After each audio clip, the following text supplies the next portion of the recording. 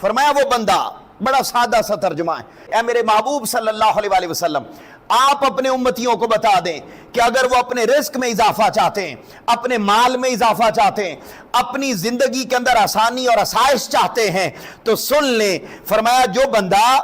اللہ کی خاطر، اللہ کی محبت میں اس سے ڈر جاتا ہے، تقوی اختیار کر لیتا ہے، یعنی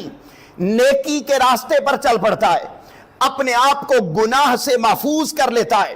گناہ کے ساتھ نفرت کرنے لگ جاتا ہے، برائی کے ساتھ نفرت کرنے لگ جاتا ہے، فرمایا ہم دنیا اور آخرت میں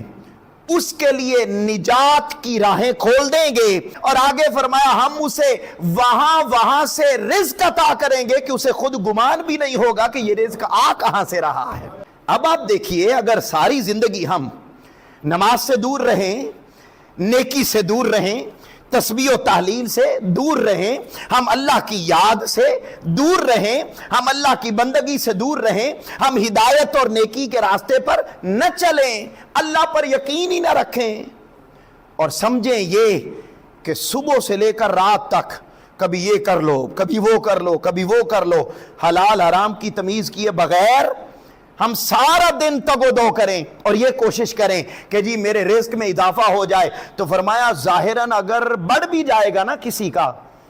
تو اللہ پھر بھی بڑھنے نہیں دیتا، کیا کرتا ہے اس میں سے برکت کا خاتمہ کر دیتا ہے۔ لیکن بعض اوقات ایسا بھی ہوتا ہے کہ پیسے ہوتے تھوڑے ہیں مگر زندگی بڑی پرسکون گزر رہی ہوتی، وہ کیا ہے؟ وہ عبادت کے ساتھ لگا ہے، وہ اللہ کی بندگی کے ساتھ لگا ہے، وہ اللہ کے خوف سے ڈر چکا، ادھر اللہ کا خوف اور بندگی نہیں ہے، فرمایا زیادہ ہو کے بھی کم ہو جائے گا، ادھر کم ہو کے بھی ایسی برکت ڈالیں گے کہ اس کو کبھی کمی میسر ہی نہیں آئے گی۔